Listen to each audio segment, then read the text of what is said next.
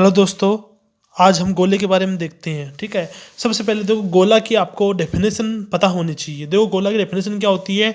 गोला उस बिंदु का बिंदुपथ है जो स्पेस का मतलब होता है समष्टि, जो समष्टि में इस प्रकार गमन करता है कि उसकी दूरी एक स्थिर बिंदु से क्या रहे, हमेशा अचर रहे। ठीक है, तो ये आपको ध्यान में रखना है। ठीक है, और जो स्थिर बिंदु है वो गोले का केंद्र तथा अचर दूरी जो होती है, अचर दूरी जो होती है वो गोले की त्रिज्या कहलाती है। तो देखिए यहाँ पर आप ध्यान से देखिए, ये तो आपके पास में स्थिर बिंदु है जिसे हम बोलेंगे गोले का केंद्र, और ये जो आपके पास में अचर दूरी है इसे बोलेंगे गोले की त्रिज्या। ठीक है, और जो बिंदु P है ये गोले के पृष्ठ के ऊपर स्थित है। ठीक है, ये आपको ध्यान में रखना है।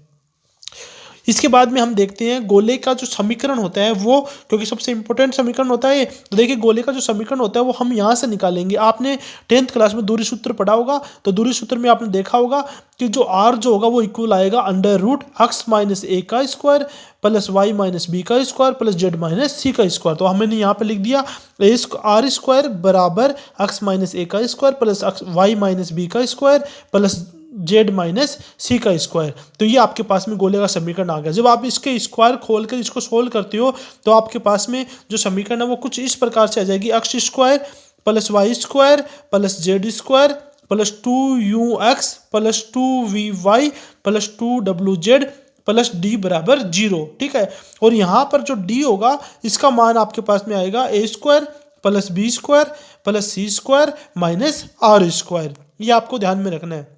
तो यहाँ से आपके पास में ये जो इक्वेशन मैंने लिखी है इसको मैंने थोड़ा सा सरल रूप में लिखा है, इसको बनाकर लिखा है, और इस इक्वेशन को बोलते हैं जनरल इक्वेशन ऑफ स्फीयर, यानी गोले का व्यापक समीकरण होता है। इसमें जो केंद्र होता है वो ए बी सी हमने स्टार्टिंग में लिए थे, लेकिन हमने जो इक्वेशन ये लिखी है इसके अनुसार जो इसका व्यापक समीकरण होगा, इसके अनुसार जो गोले का केंद्र आएगा आपके पास में वो आएगा माइनस यू माइनस वी और माइनस डब्ल्यू। ठीक है, यहाँ पर डी बराबर है A square plus B square plus C square minus R square. R का मान जो आएगा वो यहाँ से आएगा under root A square plus B square plus C square minus d.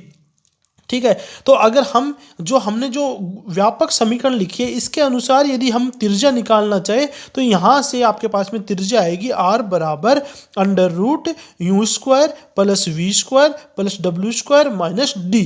ये आपके पास में आएगी इसकी रेडियस। तो दोस्तों साथ ही साथ हम इसका एग्जाम्पल है वो भी समझ लेते हैं। तो देखो यहाँ पर आपके पास में दिया हुआ है 2x square plus 2y square plus 2z square minus 2x plus 4y plus 2z minus 5 is equal to 0। ये गोले का समीकरण दिया हुआ है आपको। ठीक है, तो मैंने इक्वेशन जो है वो पूरा नहीं लिखा है, आपका टाइम खराब नहीं करना चाहता, इसके लिए मैंने इक्वेशन को पूरा नहीं लिखा है। तो आपके पास में ये गोले की इक्वेशन जो है, गोले की समीकरण आपको दी गई है, और आपको यहाँ से गोले का केंद्र और गोले की त्रिज्या है वो आपको फाइंड करनी है। ठीक है, इतना तो कम से कम आपको आना ही चाहिए। तो देखिए हम निकालते हैं। तो सबसे पहले जो आपको गोले की समीकरण दी गई है तो आपको उसको हमें व्यापक समीकरण जैसा लिखना है। जैसे आपके पास में देखो यहाँ पर व्यापक समीकरण में एक्स स्क्वायर का जो गुणांक है वो 1 आ रहा है, वाई स्क्वायर का गुणांक भी 1 आ रहा है, जेड स्क्वायर का गुणांक भी 1 आ रहा है। तो सबसे पहले आपको तीनों के x square y square z square का गुणांक को आपको 1 बनाना पड़ेगा।